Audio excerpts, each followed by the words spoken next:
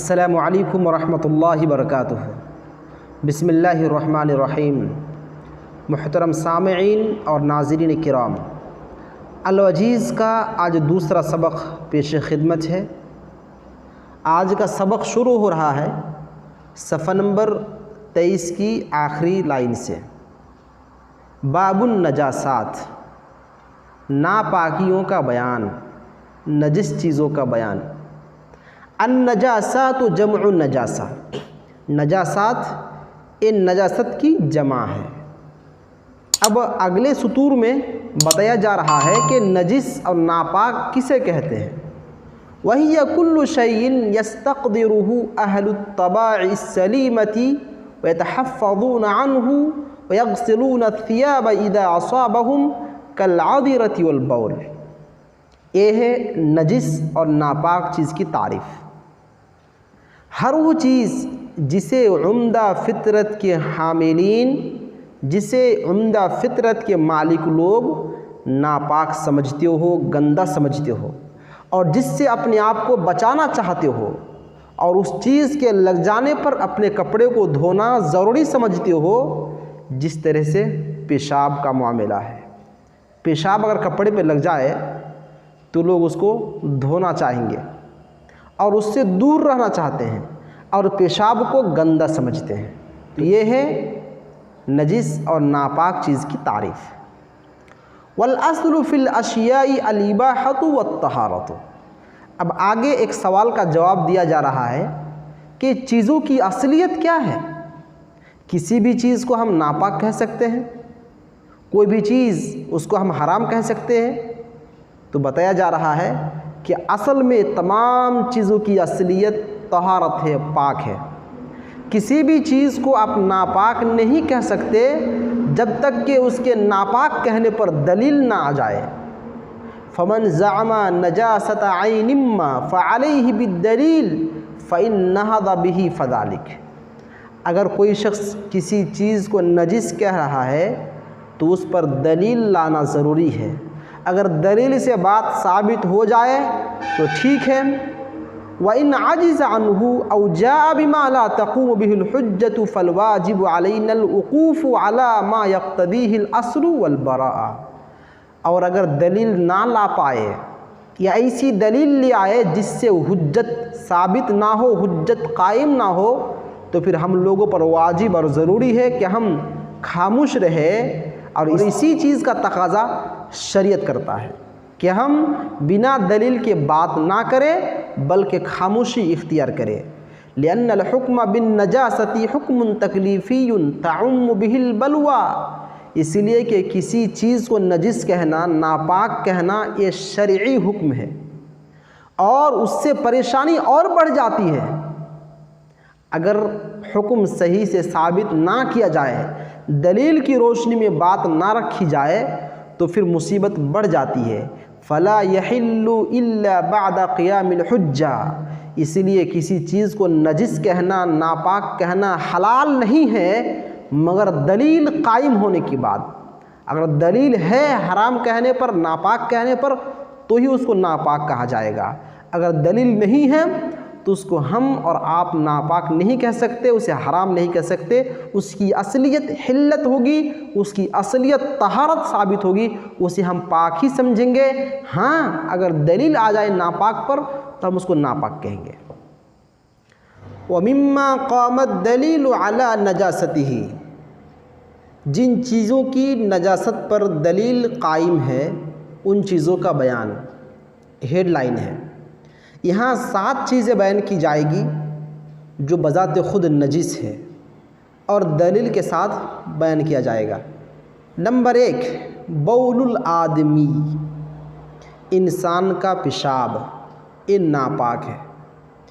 इसकी नापाकी पर हज़रत अनस रज़ियल्लाहु तआला अन्हु से मरवी की रिवायत है। कहते हैं अन्न अअराबिय्यन बाल फ़िल मस्जिद फ़क़ाम इलैहि बाज़ुल क़ौम।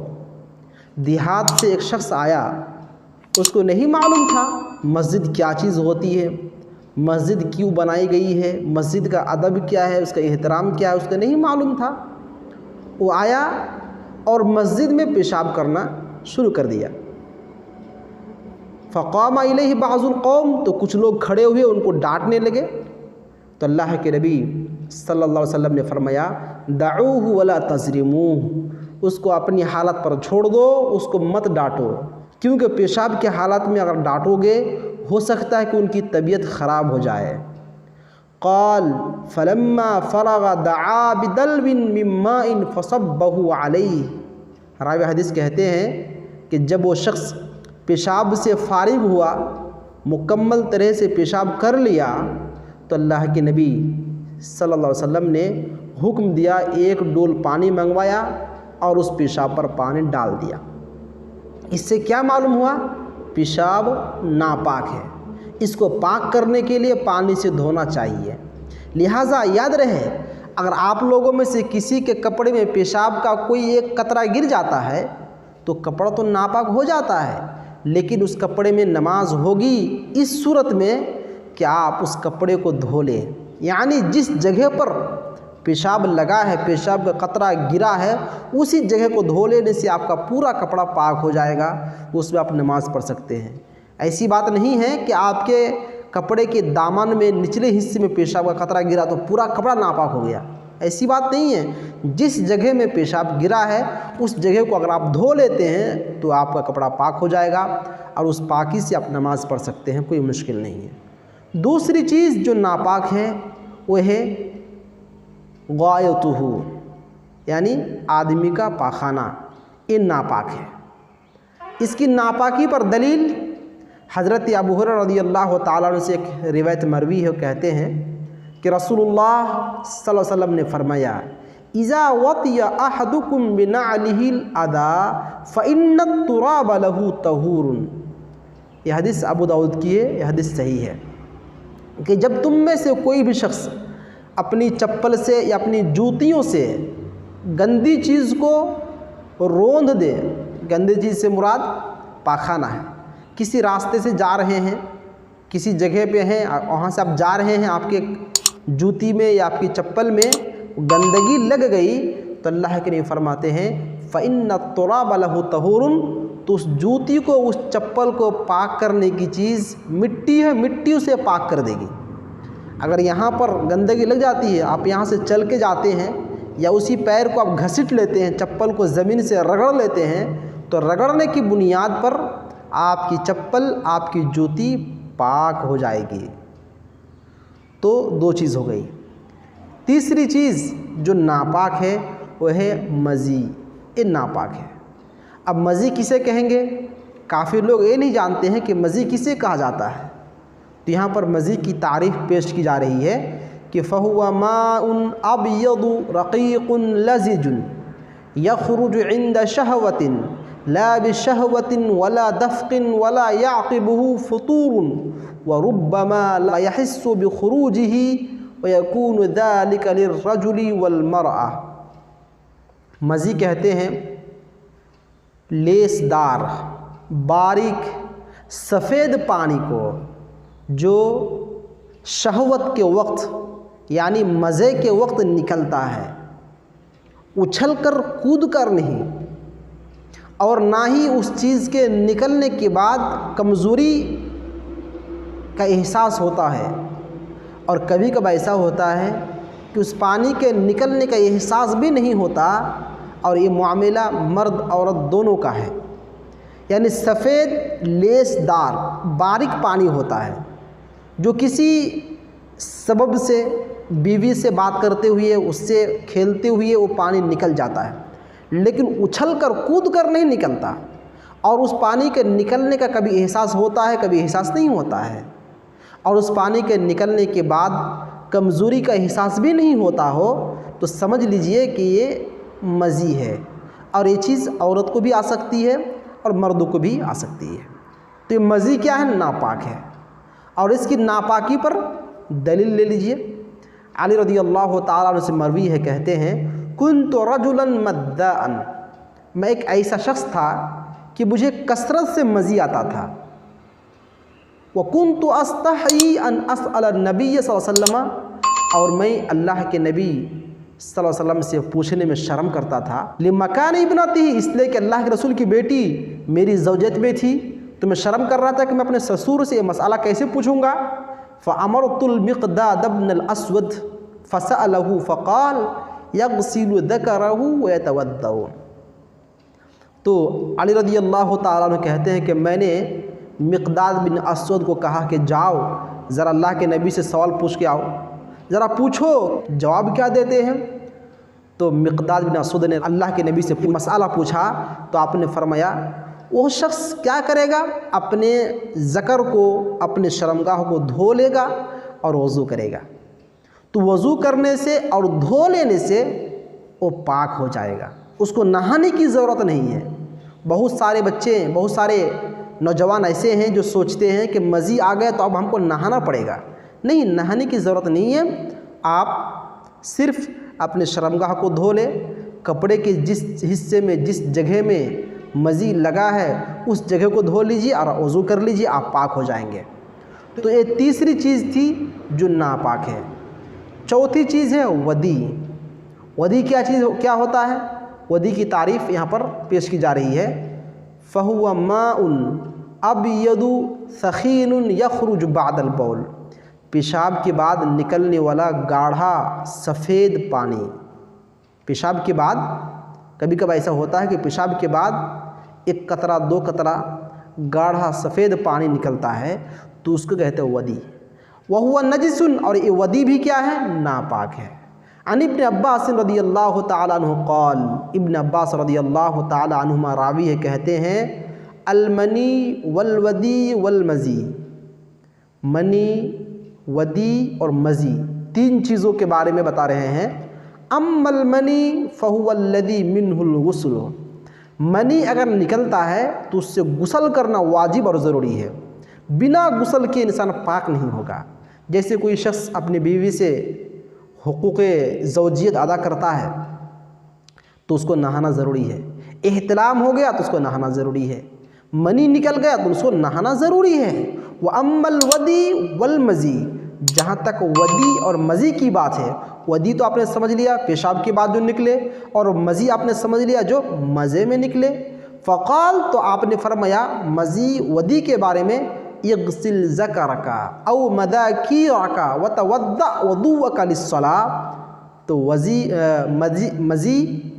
तो मज़ी और वदी से पाकी हासिल करने के लिए शर्मगाह को धो लो, और जिस तरह से नमाज के लिए वज़ू करते हो वैसे ही वज़ू कर लो तो पाक हो जाओगे।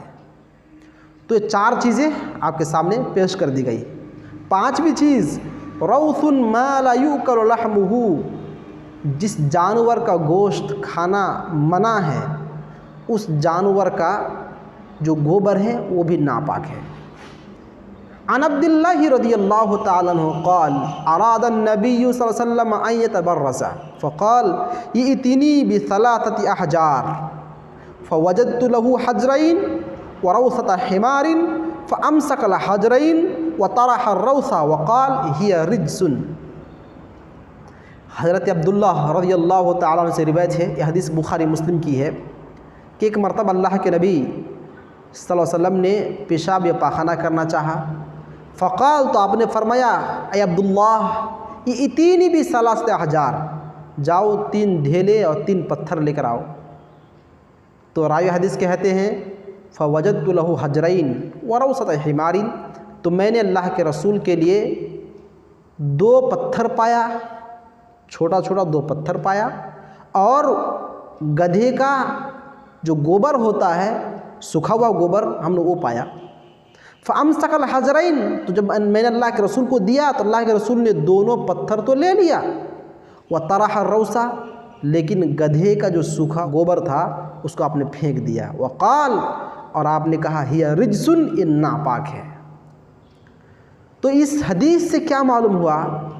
इस हदीस से हमें 2 बात मालूम होती है। पहली बात ये मालूम हुई कि ढेले से, पत्थर से इस्तिंजा करना, पाकी हासिल करना, चाहे छोटी पाकी हो या बड़ी पाकी हो, जायज़ है, कोई मुश्किल नहीं है, और इसमें फ़ायदा है। फ़ायदा ये है कि अगर किसी शख्स को बवासीर की बीमारी है और वो ढेले का इस्तेमाल करेगा तो यकीन मानिए इस तरीक़े से उसकी बीमारी दूर हो जाएगी, वो अच्छा हो जाएगा। दूसरी बात हम ये मालूम हुई कि गधे का जो गोबर है वो नापाक है। लेकिन यहाँ पर एक सवाल है, क्या इस हदीस से हम ये कह सकते हैं कि शेर, चीता और दूसरे जो जानवर हैं उसका गोश्त खाना तो हराम है, तो उसका पेशाब भी नापाक होगा, उसका पाखाना भी नापाक होगा? जी नहीं कह सकते। इसलिए नहीं कह सकते कि अल्लाह के रसूल ने जो हमें बता दिया वही हमारे लिए काफ़ी है। अल्लाह के रसूल सल्लल्लाहु अलैहि वसल्लम ने गधे का गोश्त खाना हराम करार दिया है तो हराम है। आपने उसके गोबर को नापाक कहा तो नापाक है। लेकिन शेर, चीता, भालू इस जैसे दूसरे जानवर हैं उसके पेशाब को या उसके पाखाना को अल्लाह के रसूल ने नापाक नहीं कहा है। तो हम और आप कौन होते हैं उसको नापाक कहने वाले? हमें दलील चाहिए। अभी मैंने पिछले सबक में आपके सामने बात रखी कि जब तक किसी चीज़ को नापाक कहने पर दलील ना हो हम उस चीज़ को नापाक नहीं कह सकते। तो अगर कोई शख्स चीता, शेर, भालू का जो पाखाना है, जो पेशाब है वो नापाक है तो उसको दलील देनी पड़ेगी। ये शरई हुक्म है, किसी चीज़ को नापाक कहना ये शरई हुक्म है, वरना तमाम चीज़ों की असलियत पाक है। नापाक कहने की दलील देनी पड़ेगी। दलील नहीं है इसका मतलब ये वो पाक है। तो ये 5 चीज़ हो गई। छठी चीज़ दमुल हैज़, हैज़ का खून ये नापाक है। इसकी दलील अन अस्मा बिनती अबी बकरिन क़ालत जाअत इमराअतुन इलन नबी सल्लल्लाहु अलैहि वसल्लम फ़क़ालत इहदना युसीबु थौबुहा मिन दमिल हैज़ फ़कैफ़ तस्ना फ़क़ाल तहुत्तुहु सुम्मा तक़रुसुहु बिलमाई सुम्मा तनज़िहुहु सुम्मा तुसल्ली फ़ीही। अस्मा बिन्त अबी बकर रज़ियल्लाहु ताला अन्हा राविया हैं, कहती है कि एक औरत अल्लाह के नबी सल्लल्लाहु अलैहि वसल्लम के पास आई और कहने लगी, अल्लाह के रसूल, हम में से हर एक औरत को हैज़ का खून आता है तो क्या करेगी? क़ाल तहत्तुहु सुम्मा तक़रुसुहु, तो आपने फरमाया कि उसको खुरचेगी, उसको मलेगी और पानी से साफ़ करेगी, फिर उसी कपड़े में नमाज़ पढ़ेगी। इससे क्या मालूम हुआ कि अगर हैज़ का खून नापाक नहीं होता तो धोने के लिए नहीं कहा जाता। हैज़ के खून को धोने के लिए कहा गया और अच्छी तरह से धोने के लिए कहा गया। इस बात की दलील है कि हैज़ का खून नापाक है। लेकिन फिर वही मसला कि अगर कपड़े के किसी खास हिस्से में खून लग जाता है तो वही हिस्सा नापाक होगा, उसको धो लेने से कपड़ा पाक हो जाएगा। ये है छठी चीज़। 7वीं चीज़ लुआबुल कल्ब, कुत्ते का लुआब, कुत्ते का थूक, ये क्या है? नापाक है। अन अबी हुरैरा रज़ियल्लाहु तआला अन्हु क़ाल क़ाल रसूलुल्लाहि सल्लल्लाहु अलैहि वसल्लम तुहूरु इनाइ अहदिकुम इज़ा वलग़ फ़ीहिल कल्बु अन यग़सिलहु 7 मर्रात ऊलहुन्न बित्तुराब।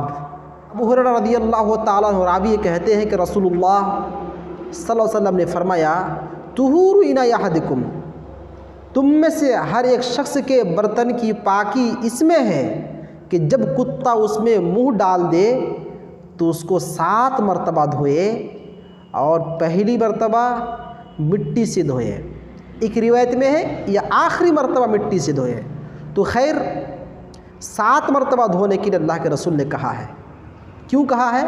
कुत्ता अगर बर्तन में मुंह डाल देता है और मुंह डालने के बाद उसका जो थूक है, लुआब है, उस बर्तन में ज़रूर गिरेगा, तो उस बर्तन को धो लेना है। 7 मरतबा धोने से वो बर्तन पाक हो जाएगा।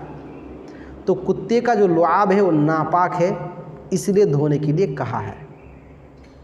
8वीं और आखिरी चीज़ जो नापाक है, जो नजिस है, वो क्या है? अलमैत, मुर्दा, ये नापाक है। वही या मा माता हत्फ अनफिही मिन गैरि ज़कातिन शरइय्या, और मैत किसे कहेंगे? जो अचानक मर जाए, शरई तरीक़े से ज़बह किए बग़ैर अचानक मर जाता है, उसको मुर्दा कहते हैं। लिक़ौलिही सल्लल्लाहु अलैहि वसल्लम, इसलिए कि अल्लाह के नबी ने फरमाया था, इज़ा दुबिग़ल इहाबु फ़क़द तहुरा, जब चमड़े को दबाक़त दी जाए तो चमड़ा पाक हो जाता है। वल इहाबु जिल्दुल मैत, और इहाब किसे कहते हैं? मुर्दे के चमड़े को इहाब कहते हैं। तो अल्लाह के नबी ने फरमाया कि अगर इहाब को, मुर्दे के चमड़े को दबागत दी जाए तो चमड़ा पाक हो जाता है। इसे क्या मालूम हुआ? पहले नापाक था, बाद में पाक हो गया। अब वो मुर्दा कोई सा भी जानवर हो, मुर्दा जानवर, ये पर उमूम है। इस उमूम से हम और आप समझ सकते हैं कि कोई भी जानवर हो, अगर वो मर जाता है तो उसके चमड़े, उसके खाल को निकाल कर दबागत दी जाए तो पाक हो जाएगा, और दबागत ना दी जाए तो नापाक रहेगा। तो ये 8 चीज़ें एक एक करके पेश की गई जो नापाक है, और उसकी नापाक पर दलील दी गई, और उसके पाक करने का तरीक़ा भी बताया गया। तो ये था नजिस और नापाक चीज़ों का बयान।